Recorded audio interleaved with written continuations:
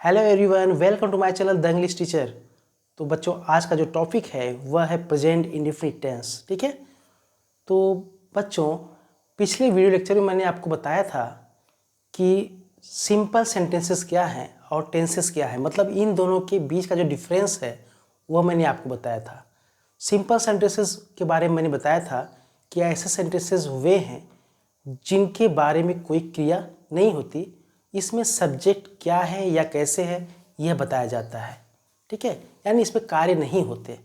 जबकि जो टेंस होते हैं, टेंस में सब्जेक्ट क्रिया करता है, कोई कार्य करता है। पिछले वीडियो में मैंने बच्चों आपको यह भी बताया था कि टेंसेस की जो कैटेगरीज हैं वे तीन हैं: present tense, past tense and future tense. और यह भी बताया गया था कि हर एक टेंस के चार सब कैटेगरीज हैं। सब कैटेगरीज मतलब उप श्रेणियाँ, जैसे इंडिफिनिट, कॉन्टिन्यूअस, परफेक्ट और परफेक्ट कॉन्टिन्यूअस। तो इस तरह से बच्चों, जो पिछली वीडियो मैंने आपको बताया था, आप ज़रूर उसको वॉच किए होंगे और आपको पता होगा। और आज का जो टॉपिक होगा वह है प्रेजेंट इंडिफिनिट टेंस।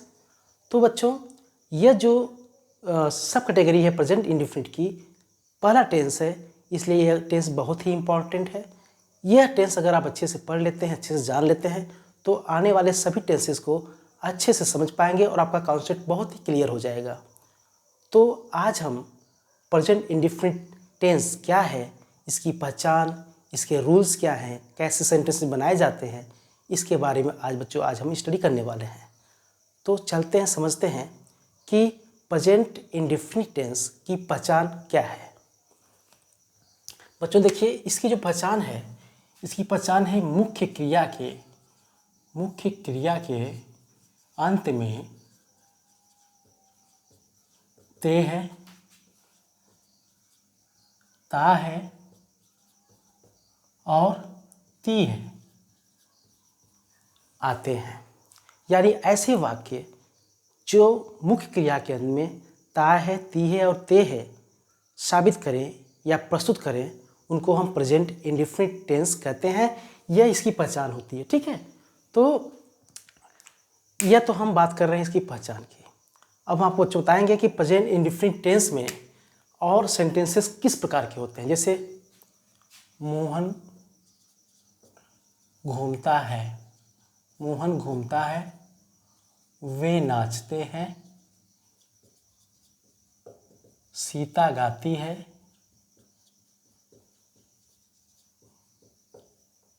हम पढ़ते हैं, वह दौड़ता है। तो बच्चों, इसमें आपने देखा कि जो ये क्रियाएं हैं, सब्जेक्ट आपको पता है, मोहन घूमता है में मोहन करता है यानी सब्जेक्ट है, और क्रिया जो मुख्य क्रिया है वह है घूमना। तो इसमें ता लगा है। वे के साथ नाचते हैं तो वे नाचते हैं में नाचते के साथ ते लगा है। इसी तरह से सीता गाती है तो गाती में ती लगा है। हम पढ़ते हैं ते, वह दौड़ता है में भी दौड़ने के साथ ता लगा है। ठीक है। तो यह प्रकट करता है कि ऐसे वाक्य जिसमें मुख्य क्रिया के साथ ता, ती, ते शब्द या अक्षर जुड़े होते हैं वे कहलाते हैं प्रेजेंट इंडेफिनिट टेंस। ठीक है बच्चों, क्लियर। आगे हम बढ़ेंगे कि ये जो सेंटेंसेस होते हैं, इनको बनाने के रूल्स क्या है, इनको कैसे बनाया जाता है, हम इसके बारे में भी जानेंगे।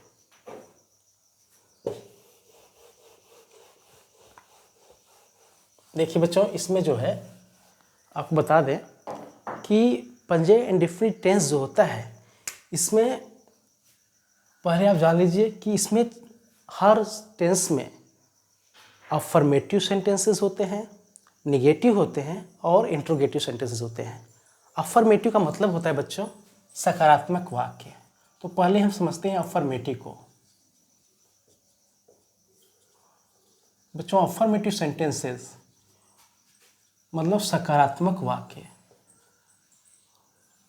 अब ये सकारात्मक वाक्य होते क्या है, ये बच्चों आप जानेंगे। ठीक है। देखिए, ये ऐसे वाक्य जो होते हैं बच्चों, इसमें जब हम नॉट का यूज नहीं करते हैं, मतलब नहीं शब्द नहीं, ऐसे वाक्य में नहीं शब्द नहीं आता है और न ही ऐसे वाक्य में कोई क्वेश्चन होता है, तो उसको हम कहते हैं अफर्मेटिव, पूरी तरह से सकारात्मक। ठीक है।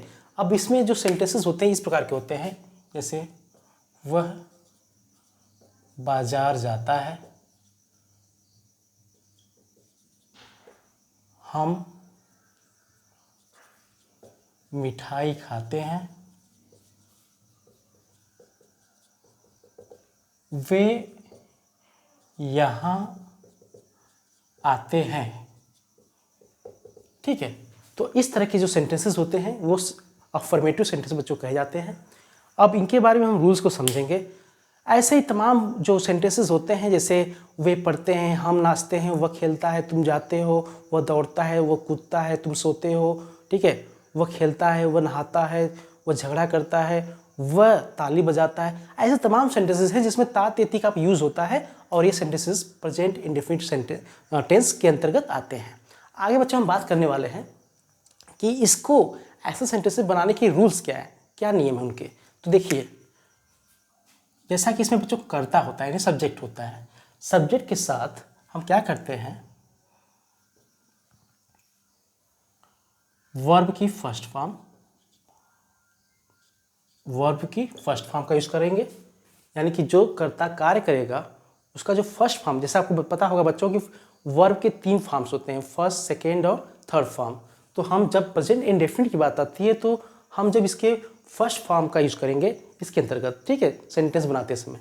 तो सब्जेक्ट के साथ वर्ब की फर्स्ट फॉर्म, उसके बाद हम लगाते हैं यस या ई यस। लेकिन इसके साथ कंडीशन क्या है बच्चों, ये जानिए। यस या ई यस हम तब लगाएंगे जब जो थर्ड पर्सन होता है उसका सिंगुलर सब्जेक्ट यूज में आया हो। यानी थर्ड पर्सन के सिंगुलर सब्जेक्ट के साथ ही हम यस या ई यस लगाएंगे, अन्यथा हम यस या ई यस का प्रयोग नहीं करेंगे। इस बात को हम आपको फिर से बता दे रहे हैं। हम यस या ई यस, जो यहाँ पर लेटर्स हैं यस या ई यस, इसको हम तब यूज़ करेंगे जब थर्ड पर्सन का सिंगुलर सब्जेक्ट यूज किया गया हो। अब ये थर्ड पर्सन का सिंगुलर सब्जेक्ट होता क्या है बच्चों, इससे पहले जो मैंने वीडियो बनाया था, लेक्चर वीडियो, उसमें मैंने आपको बताया था कि ये थर्ड पर्सन क्या है और उसका सिंगुलर और प्लूरल सब्जेक्ट क्या होता है। मैंने सिर्फ थर्ड पर्सन के बारे में नहीं बताया था, मैंने फर्स्ट, सेकेंड और थर्ड तीनों पर्सन्स के जो भी सब्जेक्ट हैं सिंगुलर और प्लूरल, उनके बारे में मैंने आपको उसमें इंफॉर्मेशन दी थी। तो अगर आपने वह वीडियो वॉच नहीं किया है तो उसको जाइए और वॉच कर लीजिए, ताकि आपका कॉन्सेप्ट और अच्छे ढंग से क्लियर हो पाए। ठीक है बच्चों, तो ये आपको याद रखना है कि हम सिंगुलर सब्जेक्ट का जो थर्ड पर्सन है वह अगर सेंटेंस में यूज हुआ है एज ए सब्जेक्ट, तो भी हम यस और ई यस का प्रयोग करेंगे। ठीक, इसके बाद आता है ऑब्जेक्ट। ठीक, अब देखिए यहाँ पर यह बात आ गई है कि हम यस या ई यस का प्रयोग जब करते हैं तो इसके लिए जो कंडीशन है कब करते हैं। तो अब हम आपको पहले यह भी बता देते हैं बच्चों कि कैसे करेंगे। ठीक है, इसको ध्यान से देखिए। देखिए इसमें क्या होता है कि इसके लिए कुछ रूल्स होते हैं। ठीक है, रूल्स। तो रूल जो फर्स्ट है उसके बारे में बच्चों आप जान लीजिए कि यह यस या ई यस कब लगता है। तो पहले हम ई यस के बारे में जानेंगे कि ई यस कब लगता है। ठीक है, मुख्य क्रिया के साथ, ध्यान दीजिए, मुख्य क्रिया के साथ जब मुख्य क्रिया के अंत में ओ लगा है, क्या लगा है, ओ। तो जब ओ आए, ओ शब्द आए, तो या समझ लीजिए इस तरह से, in the end of main verb. ठीक है, यानी मुख्य क्रिया के अंत में जब यह ओ लगा है तो इसके साथ हम क्या जोड़ देंगे, ई एस। ठीक है, ये ध्यान दीजिए। तो इसी के साथ अब एग्जाम्पल्स की बात आती है, तो हम कहेंगे गो। अगर गो है तो क्या हो जाएगा, गोज। डू तो क्या हो जाएगा, डज। ठीक है बच्चों, तो इस तरह से हम ई एस का यूज तभी करेंगे जब मेन वर्ब के साथ ओ लास्ट में जुड़ा हो। ठीक है, ओ के बाद अगर कोई लेटर नहीं होता है तो हम ई एस का प्रयोग करते हैं। तो यह हो गई ई एस को बनाने की पहली रूल। ठीक है, पहला नियम। इसके बाद दूसरा जो रूल है बच्चों वह यह है रूल नंबर 2। इसमें ध्यान दीजिए, ऐसे जो रूल्स होते हैं बच्चों ये हमारी हेल्प करते हैं यह जानने में कि कब हम ई एस का प्रयोग कर सकते हैं। बाकी अगर यह हम जान लेते हैं कि हम ई एस का प्रयोग कब करेंगे तो हमें अगर नहीं पता होगा कि यस का प्रयोग कहाँ करना है, तो भी हम जान जाएंगे कि जहाँ पर ऐसे कंडीशन में जहाँ ईएस लगता है, बाकी सारे जितने भी मेन वर्ब के साथ लेटर्स आते हैं लास्टली अंत में, चाहे जो भी कॉन्सोनेंट हो या वावेल हो, तो तब हम जान जाते हैं कि अंत में हमको बस यस जोड़ना है, न कि ईएस।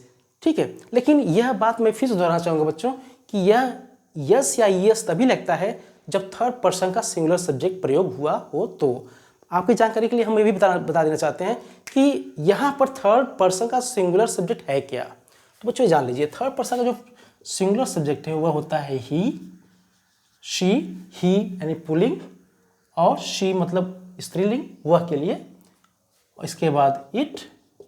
ठीक है, इसके बाद कोई भी नाम जैसे राम, मोहन, सीता इत्यादि। ठीक है बच्चों, तो ये आप जान चुके होंगे, अच्छा मुझे आशा है। इसके बाद आगे बढ़ते हैं रूल नंबर 2 की तरफ। तो रूल नंबर 2 बच्चों यह है कि जब मुख्य क्रिया यानी जो मेन वर्ब होता है, तो in the end of main verb, in the end of main verb जब आता है मुख्य क्रिया के अंत में,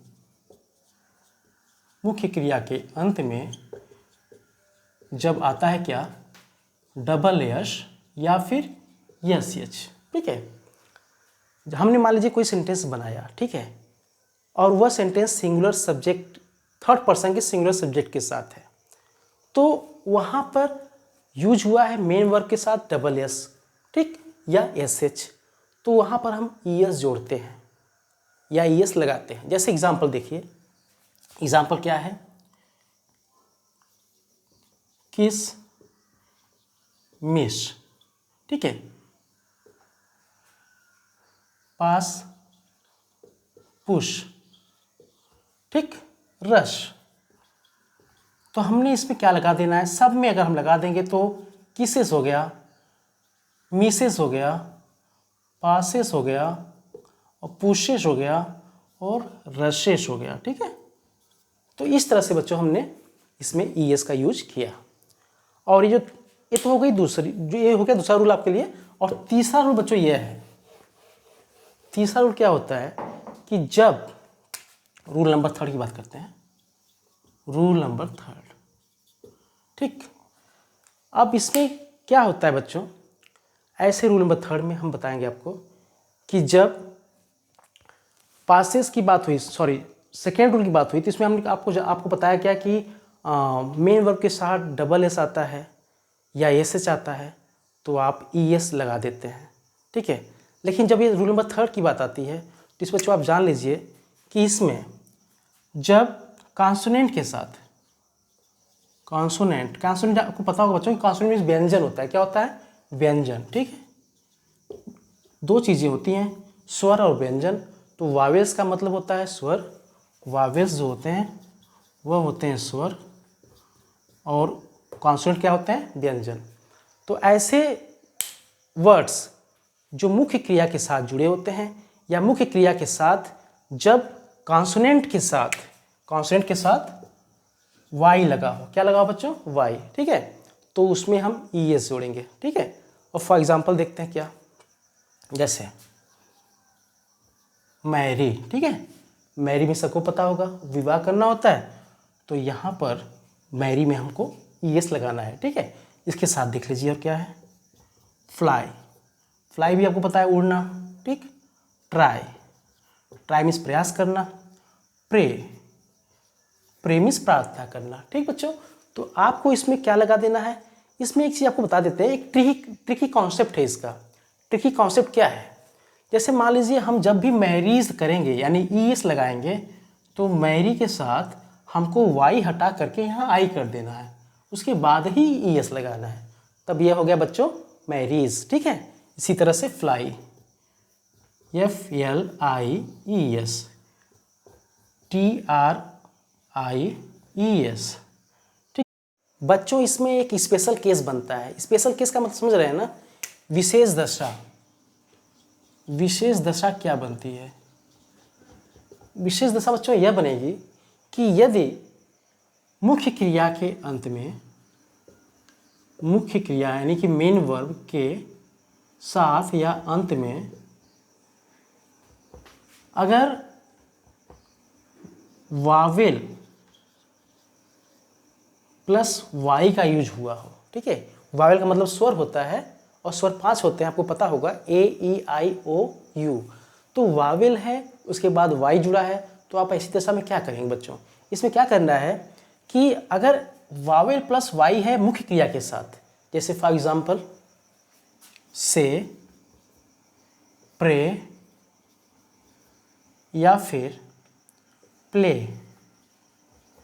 तो इसमें आप देख सकते हैं कि ये जो है वावेल यूज हुआ है। ठीक है, ए के रूप में। तो हम ऐसी दशा में क्या करेंगे, जो ये स्पेशल केस है, इसमें ई एस का प्रयोग आप नहीं कर सकते। ठीक, इसमें आपको बस यस जोड़ देना है। क्या जोड़ देंगे आप, यस। तो ये हो जाएगा सेज, प्रेज और प्लेज। तो बच्चों इस तरह से इसके यह नियम हैं कि किस तरह से आप ई एस लगा सकते हैं, ठीक है, या यस लगा सकते हैं। तो अब हम बच्चों जानेंगे कि इसके कुछ एग्जाम्पल्स क्या हो सकते हैं।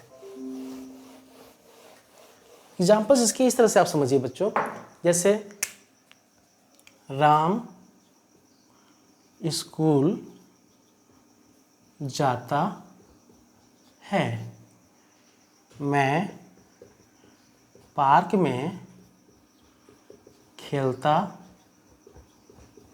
हूँ, मनीष घर आता है। तो अब जानिए बच्चों कि किस तरह से हम इसको ट्रांसलेट करेंगे, इसका सेंटेंस कैसे बनाएंगे। देखिए, पहले हम चुनेंगे सब्जेक्ट। ठीक है, सब्जेक्ट जैसा कि आपको नियम में बताया गया है। तो सब्जेक्ट क्या है, राम है, यानी क्रिया का काम करने वाला कौन है बच्चों, राम। ठीक है, क्रिया क्या है उसका, स्कूल जाना है ना। तो मेन वर्ब क्या है, जाना, जाता है ना, तो मेन वर्ब जाना है। तो राम गो। अब गो के साथ हम क्या लगाएंगे बच्चों, ई एस। क्यों लगाएंगे, क्योंकि मैंने आपको रूल नंबर फर्स्ट में यह बता दिया था कि जब थर्ड पर्सन का सिंगुलर सब्जेक्ट होता है तो उसके साथ जो मेन वर्ब यूज होता है, मेन वर्ब के साथ हम ई एस का प्रयोग करते हैं। ठीक है, इसलिए हम इसमें लगा देंगे E S. Ram goes to school. अब ये टू किस लिए लगा, आपको ये जानना होगा, जरूरी है कि टू इसलिए लगा क्योंकि ये प्रीपोजिशन है। कनेक्ट करने के लिए हम प्रीपोजिशंस का यूज करते हैं वाक्यों को। इसके बाद जो सेकेंड सेंटेंस है वह है मैं पार्क में खेलता हूँ। ठीक है बच्चों, तो आई, इसका होगा सब्जेक्ट आई, फिर जैसा रूल के हिसाब से खेलना, खेलने के लिए क्या लगाएंगे, प्ले। अच्छा, ये आप जान लीजिए बच्चों कि प्ले मैंने क्यों लगाया, क्यों यस या यस नहीं लगा। कारण इसका यह है कि जो आई है सब्जेक्ट, यह आपका फर्स्ट पर्सन का सिंगुलर सब्जेक्ट है। तो आपको यह ध्यान रखना है कि थर्ड पर्सन के सिंगुलर सब्जेक्ट के साथ ही यस या यस लगाना है, और न तो आपको फर्स्ट पर्सन के सिंगुलर या प्लूरल के साथ, न ही सेकेंड पर्सन के सिंगुलर या प्लूरल के साथ आपको यस यस नहीं लगाना है। ये आपको ध्यान रखना है। यानी आपको लगाना तो लगाना किसके साथ है, थर्ड पर्सन के सिंगुलर सब्जेक्ट के साथ आपको यस या यस लगाना है, और आपको फर्स्ट पर्सन और सेकेंड पर्सन को छोड़ देना है, उसमें आपको यस या यस नहीं लगाना है। सिंपल। तो I play in the park. ठीक है, इसके बाद जो थर्ड सेंटेंस बच्चों वह है मनीष घर आता है। तो मनीष एक बार फिर से यह थर्ड पर्सन का सिंगुलर सब्जेक्ट है मनीष। तो मनीष कहाँ आता है, घर आता है। तो मनीष कम्स होम। आपने देख लिया कि सब्जेक्ट के साथ मेन वर्ब फिर ऑब्जेक्ट लगा हुआ है बच्चों। तो इस तरह से हम यस या ईएस का प्रयोग करते हैं थर्ड पर्सन के सिंगुलर सब्जेक्ट के साथ, यह ध्यान दीजिए। अब इसके बाद हम समझेंगे निगेटिव सेंटेंस को। ठीक है, निगेटिव सेंटेंस क्या होता है बच्चों, ये जान लीजिए। निगेटिव सेंटेंसेस ऐसे सेंटेंसेस होते हैं जिसमें हम वाक्य के साथ नहीं का प्रयोग करते हैं, तो इसमें हम नॉट लगाते हैं। ठीक है, इसके लिए क्या है कि आपको सब्जेक्ट के साथ डज या डू का प्रयोग करना होता है। क्या, सब्जेक्ट के साथ डज या डू का प्रयोग करेंगे। ठीक है, इसके बाद मेन वर्ब का फर्स्ट फॉर्म, मेन वर्ब का फर्स्ट फॉर्म यूज करेंगे। ठीक है, इसके बाद ऑब्जेक्ट। क्लियर बच्चों। तो इसमें हमने डज या डू के बारे में आपको नहीं बताया है, जिसके बारे में आपको बताने जा रहे हैं। डज का प्रयोग भी हम तब करेंगे जब सेंटेंस में थर्ड पर्सन का सिंगुलर सब्जेक्ट यूज किया गया हो। थर्ड पर्सन का सिंगुलर सब्जेक्ट आपको पता हो गया होगा, मैंने बता भी दिया अभी आपको कुछ समय पहले कि क्या होते हैं थर्ड पर्सन के सिंगुलर सब्जेक्ट्स। तो उनके साथ हम डज का प्रयोग करेंगे अगर वे यूज किए गए हैं तो, या फिर अगर वे यूज में नहीं है, अगर फर्स्ट पर्सन और सेकेंड पर्सन के सब्जेक्ट है तो उनके साथ हम डू का प्रयोग करेंगे। ठीक, सिंपल है ना।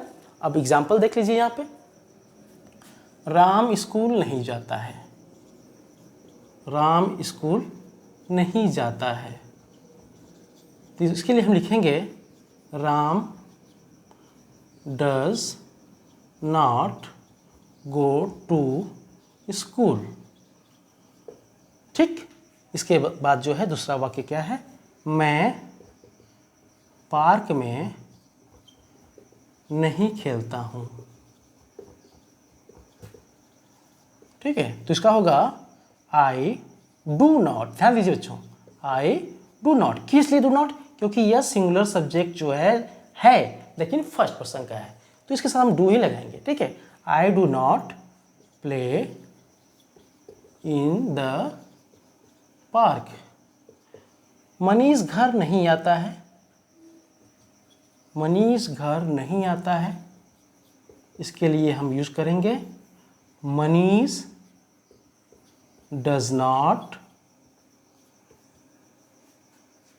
कम होम। ठीक, क्योंकि यह थर्ड पर्सन का सिंगुलर सब्जेक्ट है। तो यह आपको क्लियर हो चुका होगा, आई होप सो। इसके बाद बच्चों चलते हैं इंट्रोगेटिव सेंटेंस पे, जो कि आपका थर्ड और लास्ट टाइप का सेंटेंस है। देखिए, इंट्रोगेटिव का मतलब होता है बच्चों प्रश्नवाचक। मैंने आपको इसके पहले जो पिछले लेक्चर वीडियो मैंने आपको बताया था बच्चों कि किस तरह से क्वेश्चंस दो तरह के होते हैं, एक WH फैमिली के क्वेश्चन होते हैं और एक क्वेश्चन होते हैं जो आपको बस पूछते हैं कि सब्जेक्ट जो है, ठीक है, क्या कर रहा है। तो आज हम इसको समझेंगे कि इंट्रोगेटिव सेंटेंस में यह अंतर किस प्रकार के देखे जाते हैं, समझेंगे इंट्रोगेटिव। ठीक है, इंट्रोगेटिव सेंटेंसेस बच्चों आपको बता दें कि इसकी जो फॉर्मेशन होती है वो पहले आपको ये समझा दें कि WH टाइप जो क्वेश्चन होते हैं, WH टाइप के क्वेश्चन, ठीक है, इसके अलावा डज या फिर डू, फिर सब्जेक्ट, फिर अगर नॉट का यूज़ हो तो फिर मेन वर्ब का फर्स्ट फॉर्म, मेन वर्ब का फर्स्ट फॉर्म, इसके बाद ऑब्जेक्ट। ठीक है बच्चों, यह होता है फॉर्मेशन। अब इसको समझिए, WH टाइप जो होता है बच्चों, इसमें कैसे वर्ड्स आते हैं क्वेश्चन के। हमने आपको बताया था कि WH टाइप फैमिली के जो या WH फैमिली के जो क्वेश्चंस होते हैं वे कौन, कहाँ, कैसा, किसका, कैसे, है ना, कब, कहाँ, इस तरह के जो वर्ड्स होते हैं वे WH फैमिली के हैं। तो ऐसे वर्ड्स जो होते हैं हमें सेंटेंसेस के बीच में देखने को मिलते हैं, जबकि जो एक प्रकार का और प्रश्न होता है जो सिर्फ क्या होता है वाक्य पहले या आरंभ में लगाया जाता है। तो अगर यहाँ पर ध्यान देने वाली बात क्या है, ध्यान देने वाली बात बच्चों यह है कि अगर प्रश्न यह पूछा जाए कि क्या तुम खेलते हो, क्या तुम खेलते हो, तो आप क्या बोलेंगे इसमें, यस या नो बोलेंगे बच्चों। क्या बोलेंगे आप, यस और नो, हाँ या ना, क्योंकि आपसे पूछा जा रहा है कि क्या तुम ये काम करते हो, क्या तुम खेलते हो, मतलब खेलते हो कि नहीं खेलते, तो हाँ या नहीं बोलना है। ठीक है, इसमें स्पेसिफिक रीज़न नहीं देना है आपको। तो यस और नो में जो सेंटेंसेस बनाए जा सकते हैं उसके लिए हम क्या यूज़ करते हैं, डू का प्रयोग करेंगे। जैसे यहाँ देखिए प्लूरल है ना, ये जो तुम का प्रयोग हुआ है यह सेकेंड पर्सन का प्लूरल सब्जेक्ट है, तो इसके लिए हम क्या कहेंगे, डू यू प्ले। ठीक है, तो यह हो गया हाँ और नहीं के जवाब के लिए डू या डज का प्रयोग। क्या राम खेलता है, तो क्या कहेंगे, डज राम प्ले। जैसे आपको बता दिया गया है कि जब भी डज या डू का प्रयोग होगा तो मेन वर्ब का फर्स्ट फॉर्म यूज होगा। ठीक है, इसमें यस या यस नहीं जुड़ेगा। इसके अलावा बच्चों ये ध्यान दीजिए कि ये तो हो गई हाँ और नहीं जैसे प्रश्नों के जवाब के लिए या उसके सेंटेंसेस बनाने के जो रूल्स होते हैं। कि हम कब और डू या डज का प्रयोग करते हैं। अगर हम बात करें इस WH टाइप की या WH फैमिली के वर्ड्स की, तो इसमें वाट, वेन, वेयर, वाई, हाउ, ठीक है, हुम, तो इस तरह के जो क्वेश्चन वर्ड्स आते हैं, तो इसके लिए हमने क्या करना है, ऐसे प्रश्न आने पर, जैसे मान लीजिए एक एग्जांपल मैं दे रहा हूं, वे कब नहीं रोते हैं, ठीक है, वे कब नहीं रोते हैं। तो इसके लिए हम क्या करेंगे, यहाँ पर कब के लिए हम जो वर्ड देंगे वह होगा वेन, WHEN, ठीक है। तो वेन के साथ, जैसा यहाँ पर फार्मूला बताया गया है, वेन के साथ चूँकि यह जो है वे है, यानी कि थर्ड पर्सन का प्लूरल सब्जेक्ट है, ठीक है, तो इसके लिए हम क्या करते हैं, इसके लिए हम करेंगे डू का प्रयोग करेंगे, ठीक है, वेन डू, ठीक है, यहाँ नहीं का प्रयोग हुआ है। तो ये ध्यान दीजिए कि जब हम नॉट लगाते हैं ऐसे सेंटेंसेस में, तो हम डू या डस के बाद सब्जेक्ट रखते हैं, ठीक है, उसके बाद नॉट का यूज़ करते हैं। जैसे देखिए, when do they not weep, main verb आ गया, ठीक है।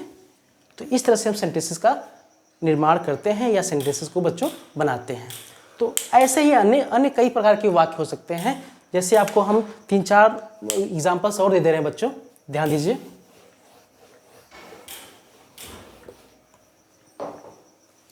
जैसे मान लीजिए यह है,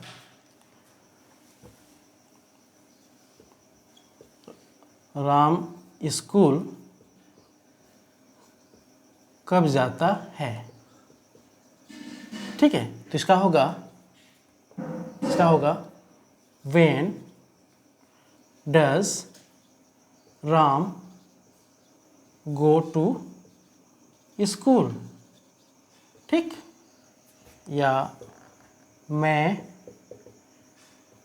पार्क में कैसे खेलता हूँ, तो इसका होगा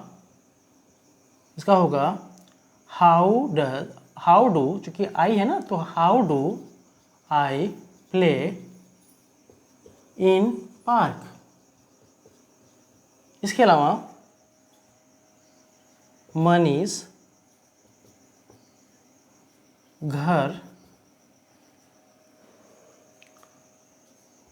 कहाँ आता है, तो इसका होगा where does Manish come home, ठीक। तो इस तरह से हम इंट्रोगेटिव सेंटेंसेस का बच्चों प्रयोग करते हैं। अगर इसमें नहीं का प्रयोग हुआ है बीच में इस तरह के सेंटेंसेस के साथ, तो हम इसका इस्तेमाल इस तरह से भी कर सकते हैं। जैसे मान लीजिए मैंने एग्जांपल दिया, राम स्कूल कब जाता है, तो राम स्कूल कब नहीं जाता है, इसके लिए हम कैसे यूज़ करेंगे, ठीक है, ये हम आपको बता रहे हैं। राम स्कूल कब नहीं जाता है, व्हेन डज राम के बाद ही क्या जोड़ देंगे आप यहाँ पर, not, when does Ram not go to school. मैं एक पार्क में कैसे नहीं खेलता हूँ, हाउ डू आई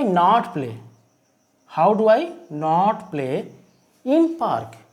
मनीष घर कहाँ आता है, ठीक है, तो मनीष घर कहाँ नहीं आता है, where does Manish not come home. तो ऐसे सेंटेंसेस को हम बच्चों बनाएंगे, ठीक है। मुझे लगता है कि आपको यह कॉन्सेप्ट क्लियर हो चुका होगा बच्चों। तो जरूरी नहीं है कि आपको एक बार ये वीडियो देखने पर कॉन्सेप्ट क्लियर पूरा हो जाए, ठीक है। आप इसको 2, 3, 4 बार देखिए, और मुझे आशा है कि आप इस वीडियो को देखने के बाद पूरी तरह से समझ जाएंगे कि इंडेफिनिट टेंस में सेंटेंसेस का कंस्ट्रक्शन या उसको हम कैसे बनाते हैं, कैसे उसको नए सेंटेंसेस तैयार करते हैं। तो आशा है आपको वीडियो पसंद आई होगी। जाते जाते वीडियो को वॉच करने के बाद आप बच्चों प्लीज़ चैनल को सब्सक्राइब कर दीजिए, और अगर वीडियो अच्छी लगे तो उसको लाइक भी कर दीजिएगा। तो मिलते हैं जल्द ही एक नए कॉन्सेप्ट और एक नए टॉपिक के साथ। Till then, bye bye.